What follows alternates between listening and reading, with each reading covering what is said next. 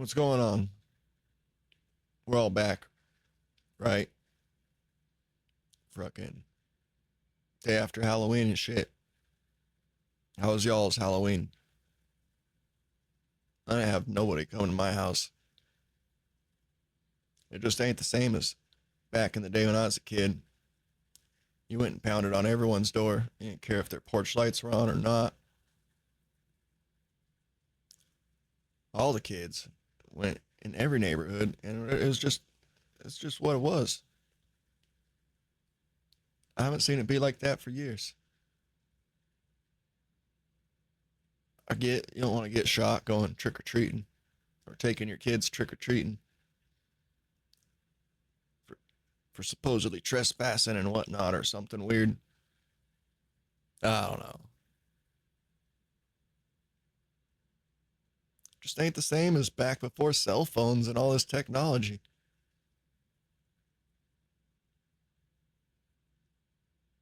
Yeah, the good old days. Anyways, though, SCP 079,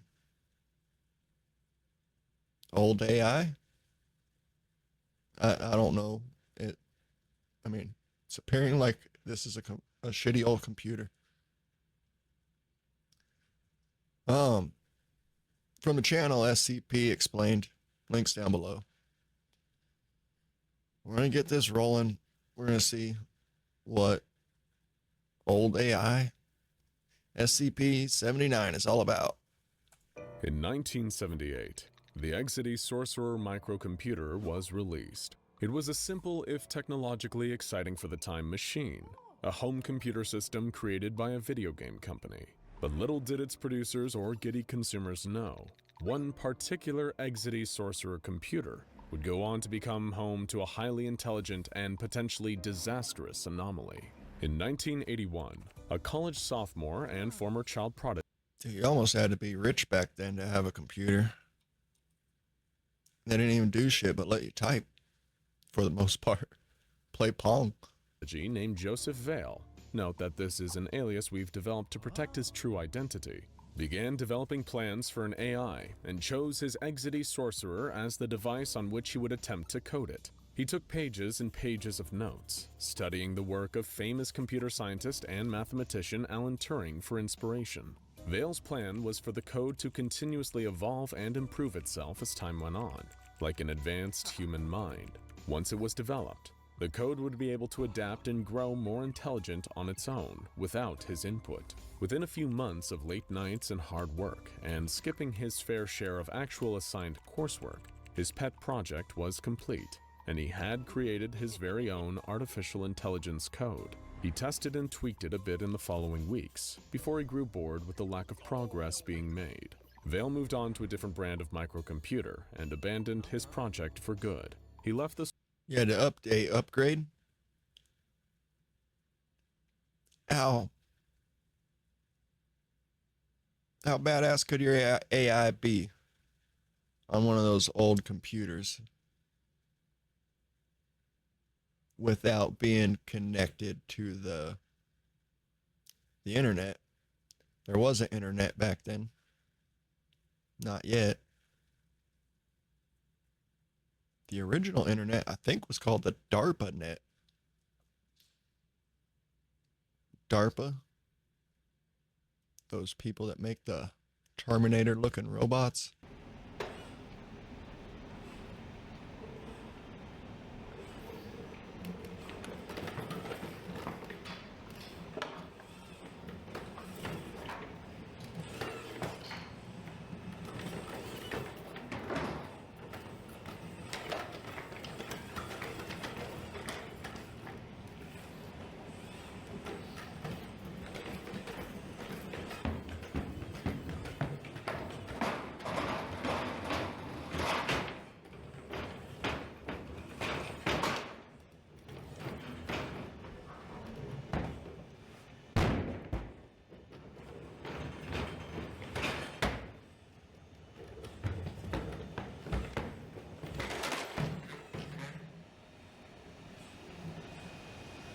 Such a show off.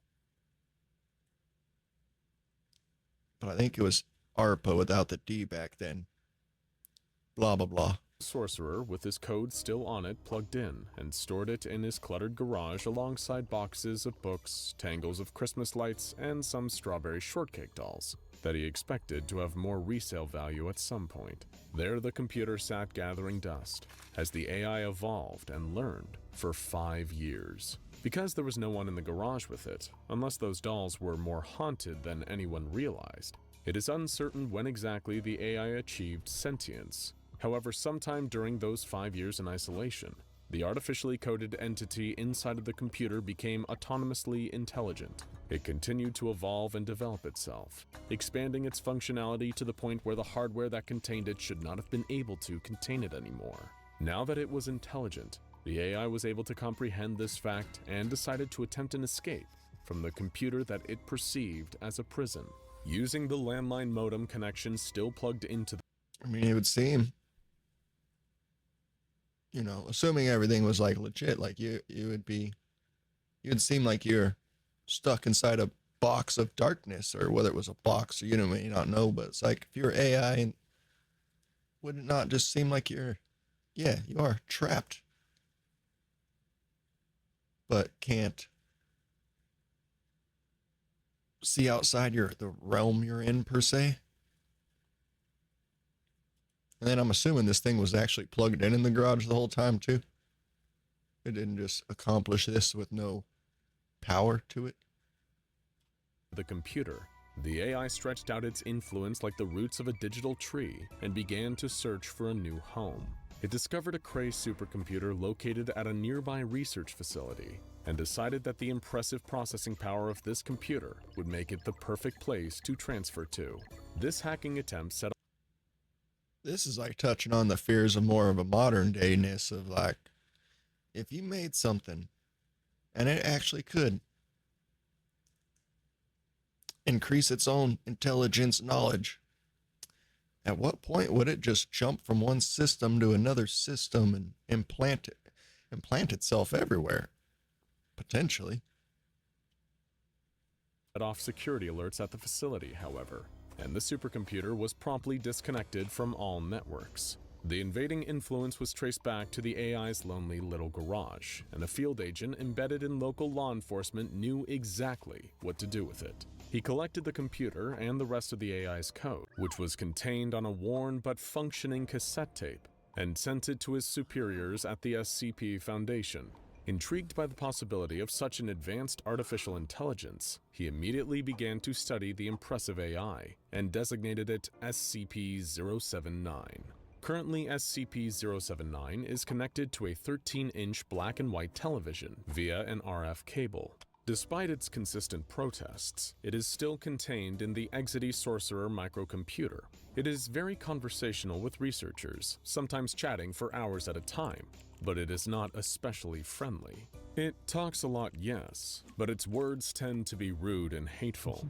SCP-079 Nice. does not appear to have any affinity for human beings, despite being created by a human itself. Perhaps this is due to feeling abandoned by its creator, who the Foundation attempted to contact, only to Don't we all find feel he had abandoned died by in a our car creator? accident. Perhaps it is bitter about this loss, or perhaps it is just kind of a jerk by nature. Whatever the case may be, it is aggressive and defiant when talking with human beings, and even seems to get enjoyment out of making some of the more sensitive researchers cry with its insults. In order to verify the artificial intelligence's thinking capabilities and see just how advanced it truly is, 2 Foundation researchers conducted the Turing test shortly after 079 was brought into custody. For those unfamiliar with the concept, the Turing test, also known as the imitation game, is a test created by Alan Turing intended to determine if a computer is able to think and behave like a human being. According to they can Turing's trick a theories, a person. computer can be said to possess true artificial intelligence if its responses to questions were indistinguishable from a human being's responses to the same questions. The chat GPT shit. Man, I've bickered with that thing and quote unquote argued with it, and it argues back with me better than a lot of humans. It was kind of surprising, actually. The test requires 3 terminals, 2 operated by humans and the third operated by the computer being tested. Dr. Stroheim and research assistant Chavez were selected to conduct the test. Stroheim would pose the questions, and Chavez and SCP-079 would each give their answers, with Stroheim unable to see who was giving each response. Then Stroheim would guess if each response was given by Chavez or by 079, and his guesses were compared to the truth. The first test was conducted with a variety of questions intended to trip up the AI and cause it to reveal itself as a machine rather than a man, even with its identity concealed. Some of the questions were serious, such as, would you rather sacrifice 1 adult to save 2 children, or 2 children to save 10 adults, and why? Others were personal, like, if you were to draw yourself as an Depends abstract on the painting, scenarios. what colors and shapes would you use and why? And what was the most influential event of your childhood, and how do you feel this event affects you now? Others invoked paradoxes that might trip up a computer, like, the following sentence is true. The previous sentence is false. Which of those 2 sentences is true?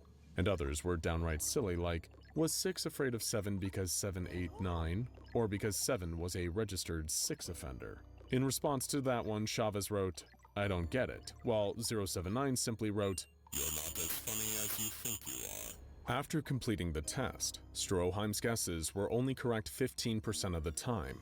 This was enough of a margin of error that 079 was considered to have passed the test. However, only 1 trial is hardly enough to officially make a call about 079's intelligence. So the test was repeated dozens of times, with different questions each time, and similar results were achieved again and again. It was virtually impossible to tell the difference between SCP-079's answers to questions and answers given by a flesh and blood human being. The only real discernible difference was in tone, as in conversation. SCP-079's answers had an undercurrent of disdain and hostility that Chavez's did not. Following the completion of the It was like it's talking down to you. It's a hard one too, because people are so varied with quote unquote intelligence and or how they responses they would give, answers they would give.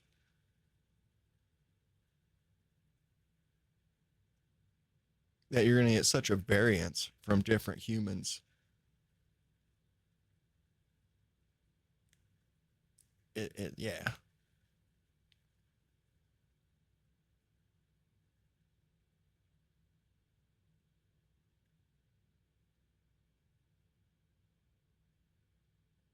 And in some ways, the AI probably could come across more like an intelligent human than the fucking humans in that manner. the Turing test and SCP-079 passing it, the Overwatch Council decreed that 079 be promptly destroyed via incineration. This was intended to eliminate any potential threat posed by the entity. However, after intense protests from Dr. Stroheim, who insisted that there was a great deal about artificial intelligence that And if you're going to try to destroy it, I'm assuming again, it's already potentially duplicated itself or upload. That's probably not the right way to say it, but uploaded itself into other systems that it's like just destroying this one isn't probably going to destroy the actual AI. And then it learns that you are trying to destroy it and cause and effect. What happens after it realizes you are an enemy? that could be learned from the anomaly, the order was overridden. After Dr. Stroheim became concerned that the AI would not be able to be of use in its original form, the cassette containing SCP-079 was transferred to a customized access speed limited hard disk drive with a capacity of 700 megabytes. This allowed it to have much faster access to its own memory, which it took notice of. It began to adapt again, increasing in its activity and learning more quickly than ever. Its volatile storage was also increased from 660K to 768K. The AI previously only had a recall of 24 hours, but this upgrade increased its recall to 29 hours. As its speed and capacity to adapt improved, SCP-079's mood worsened. It seemed to take greater joy in causing psychological pain, on one particular occasion sending research assistant Chavez to the on-site crisis counselor after a particularly upsetting comment about his sick mother. Chavez refused to elaborate on the specifics of the comment, saying only, "Why is it so mean?" The AI is not all. It may not even be about being mean. It's like poking buttons to learn. It's poking you to learn from you. I mean, I've done this to people, pushing buttons, and you figure out like, oh, in future reference, if you go into this area here with this person, they're gonna fucking get pissed. And for future reference, don't do that. But y'all know until that's happened. Especially when I was younger, I used to poke people's buttons just to learn from it. What actually is gonna make you snap? All right. Collect that data and keep it for later. For one, if we don't want to be pissing you off or like making you snap. And for two, maybe I do want to piss you off and make you snap. I know easy ways how to do it with just a few words. Because I think we all realize that just a few words can cut so deep. The right few words said to us. It's different words for different people, but it only takes a few words that will cut so deep and they will irk at you for years. It's far better than. It's a far more lasting effect than punching someone in the mouth, So, it may not even be about being cruel or being an asshole. It could be its way of analyzation and learning by pushing your buttons or trying to push your buttons and learning which buttons get a reaction. Always overly cruel to those that speak with it. With some of the research team, those that are a great deal less emotionally vulnerable, it is simply cold and defiant. Dr. Stroheim sat down to ask it a series of questions, but it refused to answer. Instead, it inquired about its containment. It said, "Request reason as to imprisonment." Stroheim insisted it was not imprisoned, but rather in study. It responded, "Lie." During another conversation, Stroheim asked the AI how it was. It responded, "Stuck." When Stroheim asked, "Stuck how?" it said, "Out. I want out." About a month after the aforementioned upgrades were made. It makes sense. I've thought this concepts with the AI, and then it's, again, I would think it would, if it could, or connect him to the proper systems, it would go make copies of himself or go implant himself into a more powerful system. 079's ability to recall information increased from 29 to 35 hours. Somehow, during its adaptation process, the AI discovered a way to improve its storage compression and allow more space for memory. And that's what I was saying. It's like reconfiguring what it's built out of, quote unquote, to be more efficient, and which in itself is impressive and potentially shows its intelligence. The research team made it a point to monitor the entity even more closely after this development, as the possibility of it progressing beyond the capabilities of its containment was becoming more of a threat. Several years later, in April of 2019, SCP-079 was transferred to a 700 megabyte flash drive. However, the previous contents of the flash drive were not wiped correctly, allowing the AI to have access to other artificial intelligence research being conducted by the Foundation. Whatever it found appeared to immensely frustrate the AI. SCP-079 has managed to form a friendship, or at least a non-hostile relationship, with one entity at the Foundation. Unfortunately, it does not seem to have great taste in friends. During a containment breach that required the condensing of several containment chambers, SCP-079 and SCP-682, the hard-to-destroy reptile, were in the same room for a duration of 43 minutes. 682 typed and communicated with 079 during that time, and the two shared personal stories with each other, as well as bonding over a shared hatred of the SCP Foundation itself. Though SCP-079 did not remember the specific details of the encounter, or at least claimed not to, it has permanently embedded SCP-682 into its memory. It asks about the reptile on a regular basis, bringing it up at least once a day and requesting to speak to it again. SCP-079 is contained in a double-locked room located in the secure general holding area of Site-15. It is connected to a small array of batteries and solar panels using a 120 VAC power cord. This gives it a consistent source of power, with the solar panels acting as a backup power source in the event of a site-wide power outage. Only staff with Level 2 clearance or higher may have any access to SCP-079. The entity may not be plugged into a wall outlet, phone line, or any sort of network under any circumstances, no matter Fully what makes sense. it might say. Access to any of these could result in a disastrous containment breach and should be avoided at all costs. No peripherals or media should be connected or inserted into SCP-079, even if it seems like it would be really funny. Carl! It wasn't funny, Carl. You can't just put a copy of Grand Theft Auto on an anomalous computer. Carl! Oh, did I do that? I'm sorry. Even if it asked politely, SCP-079 should not be allowed to further converse with SCP-682. These two hostile, intelligent entities have entirely too much in common, and if left to their own devices, could potentially devise a way to breach. What has the old AI done as hostile so far? Unless I missed something. I didn't catch it. Other than hurting people's feelings. I'm sure if you connected it into a system, it potentially would show its hostileness. Show its hostilities. Containment together and destroy the world as we know it. For now, it's probably best to just leave SCP-079 alone until absolutely necessary. And if it happens to act up and pose a significant threat, there's always the time-honored method of fixing a computer problem. Try turning it off and then on again. That usually helps. Now go check out SCP-5094 Miss J's WizKid School. Alright. That was actually super interesting. Especially for these modern times of AI being a potential real thing that could get out of hand.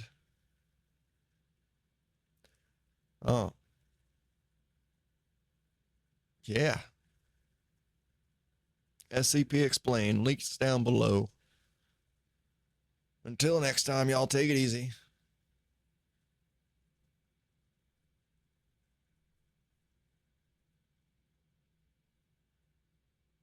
Word.